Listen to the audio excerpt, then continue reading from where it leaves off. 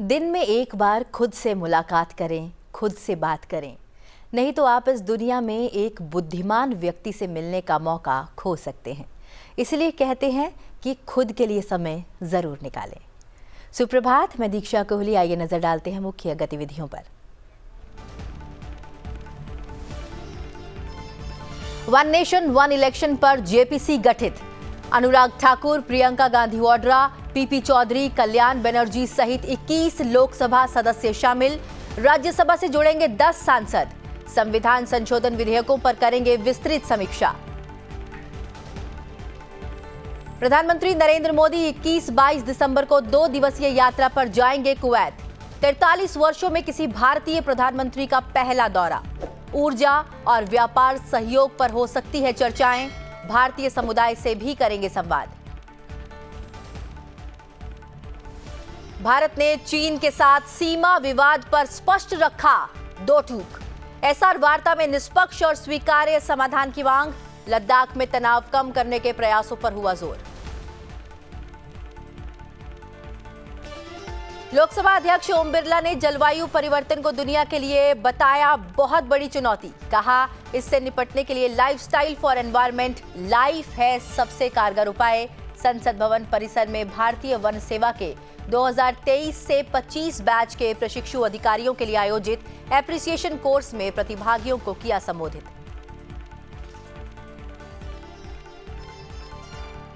और भारत के दिग्गज ऑलराउंडर रविचंद्रन अश्विन ने अंतर्राष्ट्रीय क्रिकेट से लिया संन्यास। बॉर्डर गावस्कर ट्रॉफी के तीसरे टेस्ट के ड्रॉ होने के बाद की घोषणा। फैंस और क्रिकेट जगत के उनके योगदान को सराहा। और सबसे पहले बात संसद के शीतकालीन सत्र की। संसद के शीतकालीन सत्र के चौथे सप्ताह का आज चौथा दिन है। आइए जानते हैं संसद के दोनों सदनों में सूचीबद्ध कार्यों के बारे में। और सबसे पहले बात करते हैं लोकसभा की कार्यसूची पर। लोकसभा में आज की कार्यवाही की शुरुआत निधन संबंधी सूचना से होगी। 14वीं लोकसभा के सदस्य ईवी केएस एलगोवन के निधन पर उन्हें श्रद्धांजलि दी जाएगी। प्रश्नकाल के दौरान विभिन्न मंत्रालयों से जुड़े अलग सूची में सम्मिलित प्रश्न पूछे जाएंगे और उनके संबंधित मंत्रालयों के द्वारा उनके उत्तर दिए जाएंगे। सभा पटल पर विभिन्न मंत्रालयों से संबंधित पत्र रखे जाएंगे, जिनमें शामिल है कौशल विकास और उद्यमशीलता मंत्रालय, विद्युत मंत्रालय, जल शक्ति मंत्रालय, सूक्ष्म लघु और मध्यम उद्यम मंत्रालय, पर्यटन मंत्रालय, सड़क परिवहन और राजमार्ग मंत्रालय, रक्षा मंत्रालय, आवासन और शहरी कार्य मंत्रालय एवं नागर विमानन मंत्रालय। वर्ष 2024-25 के लिए विदेश मंत्रालय के अनुदानों की मांगों के बारे में विदेशी मामलों संबंधी समिति का चौथा प्रतिवेदन प्रस्तुत किया जाएगा। परिवहन, पर्यटन और संस्कृति संबंधी स्थायी समिति के प्रतिवेदनों की एक प्रति सभा पटल पर रखी जाएगी। विद्युत मंत्रालय में राज्य मंत्री श्रीपद येसो नाइक ऊर्जा संबंधी स्थायी समिति के 19वें प्रतिवेदन में शामिल सिफारिशों के कार्यान्वयन के संबंध में वक्तव्य देंगे। सूचना एवं प्रसारण मंत्रालय में राज्य मंत्री डॉक्टर एल मुरुगन संचार और सूचना प्रौद्योगिकी संबंधी स्थायी समिति के 56वें प्रतिवेदन में शामिल सिफारिशों के कार्यान्वयन की स्थिति के संबंध में एक वक्तव्य देंगे। संसदीय कार्य मंत्रालय में राज्य मंत्री अर्जुन राम मेघवाल प्रस्ताव करेंगे कि भारत के संविधान का और संशोधन करने वाले विधेयक तथा संघ राज्य क्षेत्र शासन अधिनियम 1963, दिल्ली राष्ट्रीय राजधानी राज्य क्षेत्र शासन अधिनियम 1991 और जम्मू कश्मीर पुनर्गठन अधिनियम 2019 का और संशोधन करने वाले विधेयक को लोकसभा के 21 सदस्यों और राज्यसभा के 20 सदस्यों वाली संयुक्त समिति को सौंपा जाए। यह भी प्रस्तावित करेंगे कि यह समिति अगले सत्र के अंतिम सप्ताह के प्रथम दिन तक इस सभा के प्रतिवेदन प्रस्तुत करे। यह भी प्रस्तावित किया जाएगा कि राज्यसभा समिति में शामिल हों और इस समिति के सदस्यों के नाम सभा को सूचित किए जाएं। नियम 377 के अधीन लोक महत्व के अविलंबनीय मामले उठाए जाएंगे। संसदीय कार्य मंत्रालय में राज्य मंत्री अर्जुन राम मेघवाल द्वारा 17 दिसंबर 2024 को पेश किए गए गोवा राज्य सभा निर्वाचन क्षेत्र अनुसूचित जनजाति प्रतिनिधित्व का पुनः समायोजन विधेयक 2024 को आगे विचार करने के लिए रखेंगे। साथ ही इस विधेयक को पारित किए जाने के लिए भी प्रस्तावित करेंगे।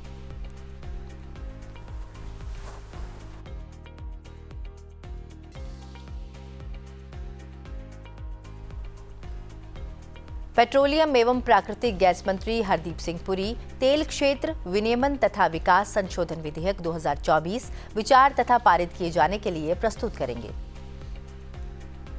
वाणिज्य और उद्योग मंत्री पीयूष गोयल बॉयलर विधेयक 2024 राज्यसभा द्वारा यथा पारित पर विचार करने और उसे पारित करने का प्रस्ताव करेंगे।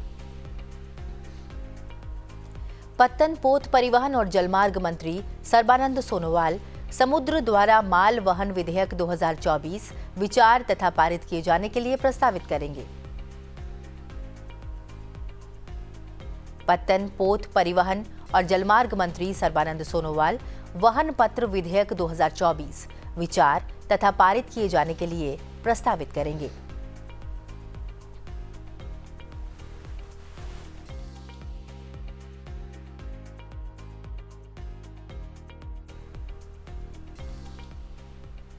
आइए अब नजर डालते हैं राज्यसभा की आज की कार्यसूची पर। राज्यसभा की कार्यवाही की शुरुआत जन्मदिन की शुभकामनाओं के साथ होगी। राज्यसभा सदस्य घनश्याम तिवारी को उनके जन्मदिवस पर शुभकामनाएं दी जाएंगी। इसके बाद विभिन्न मंत्रालयों द्वारा सभा पटल पर पत्र रखे जाएंगे। आज जिन मंत्रालयों के पत्र सभा पटल पर रखे जाएंगे उनमें शामिल हैं संस्कृति मंत्रालय, विज्ञान और प्रौद्योगिकी मंत्रालय, कार्मिक, लोक शिकायत और पेंशन मंत्रालय, परमाणु ऊर्जा विभाग, अंतरिक्ष विभाग, स्वास्थ्य और परिवार कल्याण मंत्रालय, कौशल विकास और उद्यमशीलता मंत्रालय, संचार मंत्रालय, पर्यटन मंत्रालय, रक्षा मंत्रालय, उत्तर पूर्वी क्षेत्र विकास मंत्रालय, आवासन और शहरी कार्य मंत्रालय, जल शक्ति मंत्रालय एवं विदेश मंत्रालय। विभाग संबंधित परिवहन, पर्यटन और संस्कृति संबंधी संसदीय स्थायी समिति के प्रतिवेदनों की एक-एक प्रति सभा पटल पर रखी जाएगी।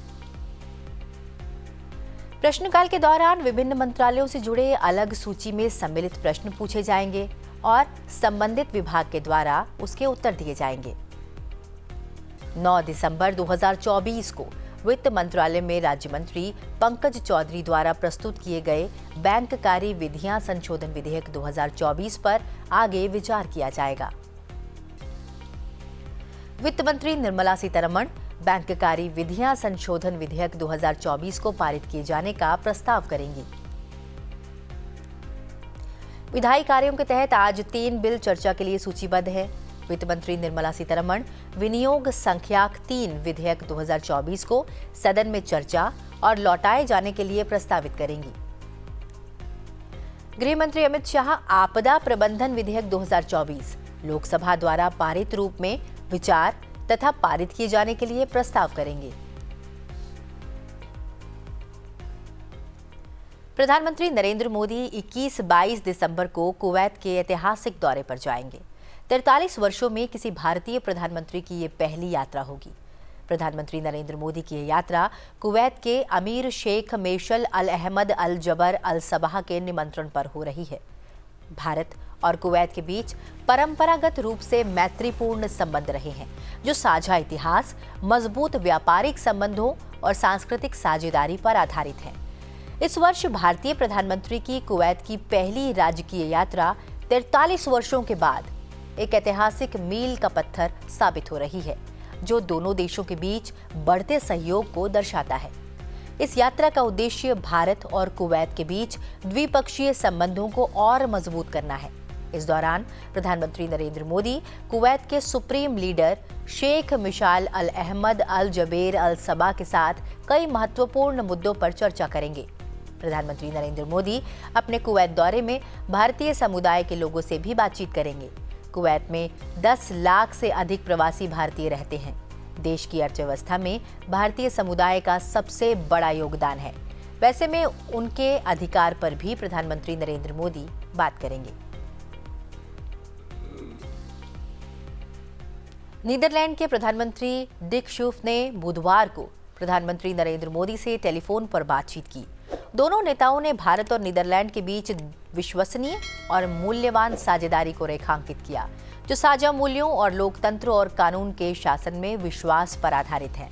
प्रधानमंत्री नरेंद्र मोदी और प्रधानमंत्री डिक शूफ ने जल, कृषि, स्वास्थ्य के क्षेत्रों में मौजूदा सहयोग को और गहरा करने के तरीकों पर चर्चा की। दोनों ने द्विपक्षीय साझेदारी को बढ़ाने और व्यापार, रक्षा, सुरक्षा, नवाचार, हरित हाइड्रोजन और अर्धचालक सहित विविध क्षेत्रों में इसे एक रणनीतिक आयाम प्रदान करने पर सहमति व्यक्त की। दोनों ने शिक्षा और संस्कृति के क्षेत्र में लोगों के बीच घनिष्ठ संबंध और आदान प्रदान बनाने पर जोर दिया। दोनों नेताओं ने क्षेत्रीय और वैश्विक विकास पर विचारों का आदान प्रदान किया और शांति, सुरक्षा, सहयोग और स्थिरता को बढ़ावा देने के लिए काम करने की प्रतिबद्धता दोहराई। दोनों नेताओं ने संपर्क में रहने पर भी सहमति व्यक्त की। प्रधानमंत्री नरेंद्र मोदी ने सोशल मीडिया प्लेटफॉर्म एक्स पर पोस्ट किया। प्रधानमंत्री डिक शूफ से बात करके खुशी हुई। नीदरलैंड एक विश्वसनीय और मूल्यवान साझेदार है। हम जल, कृषि, सुरक्षा, प्रौद्योगिकी, अर्धचालक और नवीकरणीय ऊर्जा सहित विविध क्षेत्रों में द्विपक्षीय संबंधों को आगे बढ़ाने और रणनीतिक आयाम प्रदान करने के लिए प्रतिबद्ध हैं।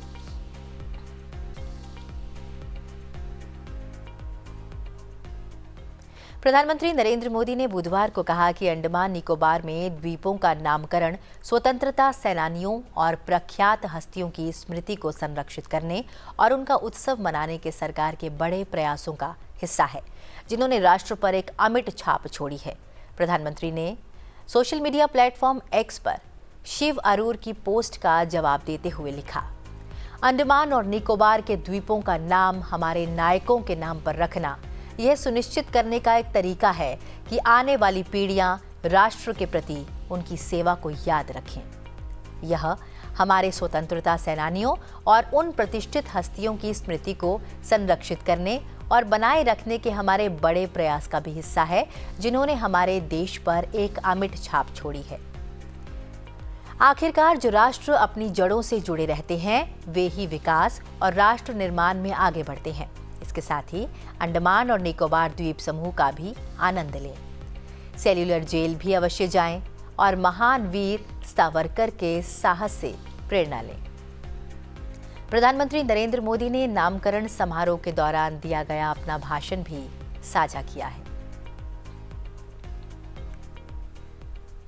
प्रधानमंत्री नरेंद्र मोदी इस महीने की 29 तारीख को अपने मासिक कार्यक्रम मन की बात के जरिए लोगों के साथ अपने विचार साझा करेंगे। मन की बात कार्यक्रम की यह 117वीं कड़ी होगी। 29 तारीख को सुबह 11 बजे प्रधानमंत्री नरेंद्र मोदी आकाशवाणी से मन की बात कार्यक्रम में देश विदेश के लोगों के साथ अपने विचार साझा करेंगे। श्रोता टोल फ्री नंबर 1800-117800 पर कार्यक्रम के लिए अपने सुझाव भेज सकते हैं। श्रोता अपने सुझाव नरेंद्र मोदी ऐप या MyGov ओपन फोरम के जरिए भी ऑनलाइन साझा कर सकते हैं। इस कड़ी के लिए सुझाव इस महीने की 27 तारीख तक भेजे जा सकते हैं।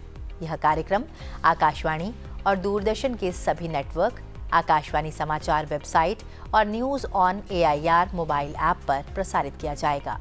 इसे आकाशवाणी और दूरदर्शन समाचार, प्रधानमंत्री कार्यालय तथा सूचना और प्रसारण मंत्रालय के YouTube चैनलों पर भी सीधा प्रसारित किया जाएगा। हिंदी प्रसारण के तुरंत बाद आकाशवाणी प्रादेशिक भाषाओं में भी इसका प्रसारण करेगा।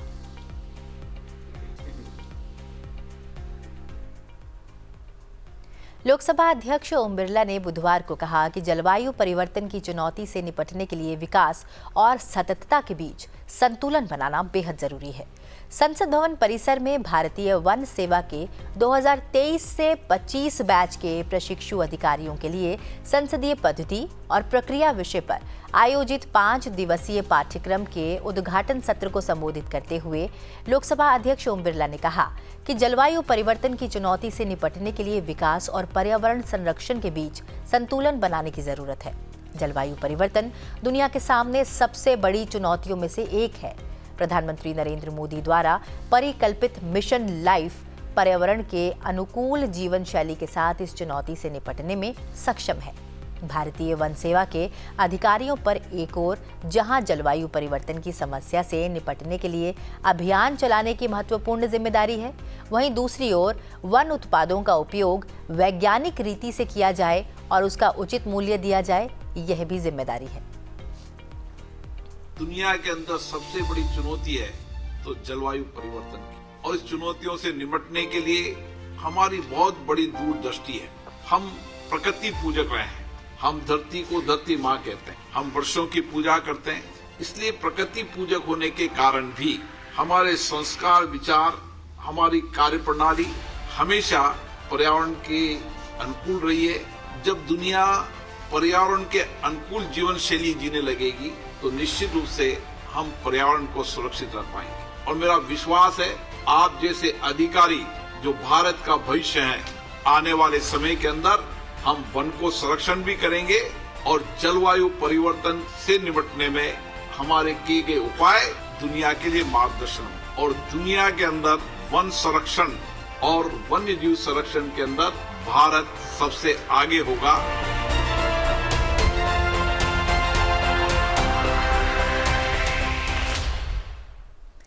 एक देश एक चुनाव यानी कि वन नेशन वन इलेक्शन के लिए संसद में मंगलवार को पेश हुए 129वें संविधान संशोधन बिल की समीक्षा के लिए बनने वाली जॉइंट पार्लियामेंट्री कमेटी जेपीसी का गठन हो गया है। लोकसभा से 21 और राज्यसभा से 10 सांसदों को इस जेपीसी के लिए चुना गया है। कांग्रेस की ओर से प्रियंका गांधी वाड्रा, मनीष तिवारी और सुखदेव भगत सिंह को शामिल किया गया है। भाजपा की तरफ से बांसुरी स्वराज, संबित पात्रा और अनुराग सिंह ठाकुर समेत 10 सांसद हैं, जबकि तृणमूल कांग्रेस टीएमसी से कल्याण बनर्जी का नाम है। इसके अलावा सपा, डीएमके, टीडीपी समेत अन्य 8 पार्टियों से एक सांसद इस जेपीसी का सदस्य बनाया गया है। इस समिति को अगले सत्र के आखिरी सप्ताह के पहले दिन तक अपनी रिपोर्ट पेश करनी होगी। फिलहाल सिर्फ लोकसभा से जेपीसी में शामिल किए गए सांसदों के नामों का ऐलान किया गया है। राज्यसभा की ओर से जेपीसी के लिए 10 सांसदों के नामों की घोषणा जल्द ही की जाएगी। चीन भारत के विशेष प्रतिनिधियों की 23वीं बैठक बुधवार को बीजिंग में आयोजित हुई। यह 5 वर्षों के बाद दोनों देशों के विशेष प्रतिनिधियों के बीच पहली बैठक थी। चीन भारत के विशेष प्रतिनिधियों की बीजिंग में हुई 23वीं बैठक में भारतीय विशेष प्रतिनिधि और राष्ट्रीय सुरक्षा सलाहकार अजीत डोभाल ने चीन भारत सीमा मुद्दे पर सकारात्मक और रचनात्मक बातचीत की और 6 सहमतियों पर पहुंचे। दोनों पक्षों ने सीमा मुद्दों पर अब तक हुए समाधान की सकारात्मक समीक्षा की और इस बात पर बल दिया कि इन समाधानों को लागू करने का कार्य जारी रहना चाहिए। उन्होंने दोहराया कि सीमा मुद्दे को द्विपक्षीय संबंधों के समग्र संदर्भ में उचित रूप से संभालना चाहिए ताकि यह द्विपक्षीय संबंधों के विकास को प्रभावित न करे। दोनों पक्ष सीमा क्षेत्रों में शांति और स्थिरता बनाए रखने के उपायों को जारी रखने और द्विपक्षीय संबंधों के स्वस्थ और स्थिर विकास को बढ़ावा देने पर सहमत हुए। दोनों पक्षों ने वर्ष 2005 में सीमा मुद्दे के हल करने पर विशेष प्रतिनिधियों द्वारा सहमत राजनीतिक दिशा निर्देशों के अनुसार सीमा मुद्दे के लिए एक निष्पक्ष, उचित और पारस्परिक रूप से स्वीकार्य समाधान खोजने की प्रतिबद्धता को दोहराया। दोनों पक्ष सीमा पार आदान प्रदान और सहयोग को मजबूत करने, भारतीय तीर्थयात्रियों की चीन के तिब्बत में यात्रा, कैलाश मानसरोवर यात्रा को फिर से शुरू करने, सीमा पार नदी सहयोग और नाथुला सीमा व्यापार को बढ़ावा देने पर सहमत हुए। समुद्र में भारत की ताकत और बढ़ गई है। भारतीय नौसेना का अत्याधुनिक हाइड्रोग्राफिक पोत आईएनएस निर्देशक विशाखापत्तनम में नौसेना में शामिल हो गया है। विशाखापत्तनम में रक्षा राज्य मंत्री संजय सेठ ने आईएनएस निर्देशक का जलावतरण किया। इस श्रेणी का पहला जहाज आईएनएस संध्यांक इस वर्ष 3 फरवरी को नौसेना में शामिल किया गया था। आईएनएस निर्देशक एक सर्वे जहाज है जिसे सर्वे वेसल लॉन्च SVL भी कहा जाता है। 110 मीटर लंबे और 16 मीटर चौड़े इस जहाज का भार 3400 टन है। 2 डीजल इंजन से चलने वाला ये जहाज पानी पर अधिकतम 33 किलोमीटर प्रति घंटे की रफ्तार से चल सकता है। आत्मनिर्भर भारत पहल के तहत इस जहाज का निर्माण कोलकाता के garden reach ship builders and engineers द्वारा किया गया है। हाइड्रोग्राफिक सर्वेक्षण करने के लिए बनाया गया ये जहाज अत्याधुनिक हाइड्रोग्राफिक और समुद्र विज्ञान उपकरणों से लैस है। इसमें मल्टी बीम, इको साउंडर यानी कि MBES, autonomous under water vehicle AUV, remotely operated vehicle ROV और उन्नत संचार प्रणाली लगी हुई है।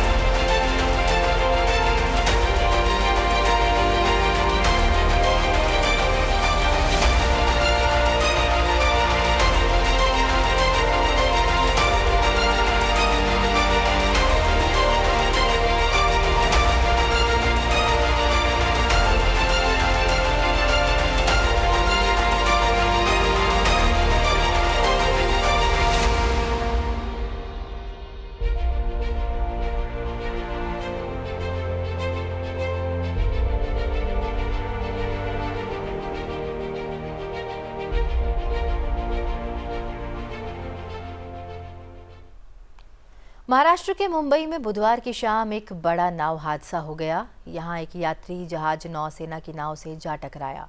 इस हादसे में अभी तक 13 लोगों की मृत्यु की पुष्टि हो चुकी है। नौसेना का एक जहाज इंजन परीक्षण के लिए जा रहा था, लेकिन तभी शाम 4 बजे इसने नियंत्रण खो दिया और करंजा के पास यह नीलकमल नामक नौसेना से टकरा गई। यह नौका यात्रियों को गेटवे ऑफ इंडिया से लोकप्रिय पर्यटन स्थल एलिफेंटा द्वीप पर लेकर जा रही थी।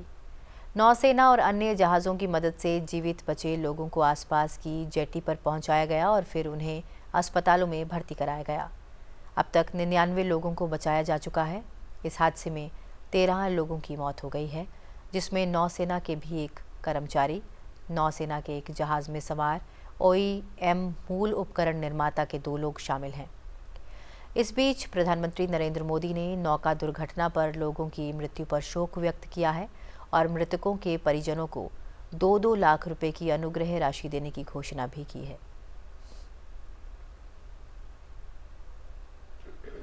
भारतीय क्रिकेट टीम के दिग्गज क्रिकेटर रविचंद्रन अश्विन ने अंतर्राष्ट्रीय क्रिकेट से संन्यास ले लिया है।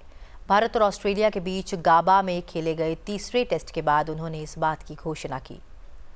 अश्विन ने भारत के लिए अपना आखिरी मैच ऑस्ट्रेलिया में जारी टेस्ट सीरीज के दूसरे मुकाबले में खेला था, जो एडिलैंड में खेला गया था। इससे पहले न्यूजीलैंड के खिलाफ खेली गई घरेलू टेस्ट सीरीज में भी वह टीम इंडिया का हिस्सा थे। अश्विन का खास तौर से टेस्ट करियर बेहद ही शानदार रहा है। उन्होंने 106 टेस्ट खेलते हुए 537 विकेट लिए हैं। इस दौरान उन्होंने बल्ले से भी कमाल करते हुए 6 शतक और 14 अर्धशतक सहित कुल 3,503 रन बनाए हैं। उनका सर्वश्रेष्ठ टेस्ट स्कोर 124 रन रहा है। अश्विन भारत की तरफ से सबसे ज्यादा विकेट लेने वाले गेंदबाजों की लिस्ट में दूसरे स्थान पर रहेंगे। This will be my last day as an Indian cricketer in all formats at the international level. I do feel there's a bit of punch left in me as a cricketer, but I would like to expose and probably showcase that in club level cricket. But this will be the last day, and I've had a lot of fun. I must say I've created a lot of memories alongside Rohit and several of my other teammates. Even though I've lost some of them over the last few years, we are the last bunch of OGs, if we can say that, left out in the dressing room, and I would be marking this as my date of having played at this level. Obviously, there are a lot of people to thank, but I would be failing in my duties if I didn't thank the BCCI and fellow teammates. Several of them. I want to name a few of them. So all the coaches who've been a part of the journey. Most importantly, Rohit, Virat, Ajinkya, Pujara, who've taken those splendid catches around the bat to give me the number of wickets I've managed to get over the years. Also, a big thank you to the Australian cricket team, who've been very fierce competitors. I've enjoyed my time playing against them. Madhya Pradesh में तानसेन का मकबरा पर आयोजित किया जाने वाला सालाना जलसा तानसेन समारोह का आज अंतिम दिन है। इस वर्ष का यह समारोह काफ़ी खास था क्योंकि यह वर्ष इस आयोजन को 100वां वर्ष के तौर पर मनाया जा रहा है। ये महोत्सव 1924 से लगातार आयोजित किया जा रहा है और इस बार महोत्सव में कई प्रसिद्ध कलाकारों ने भी भाग लिया है। 546 साधकों ने एक साथ वाद्य यंत्र बनाकर Guinness book of world records में अपना नाम भी दर्ज कराया है। 15 दिसंबर से आयोजित हुए इस समारोह में देश भर से शास्त्रीय संगीतज्ञ शिरकत किए।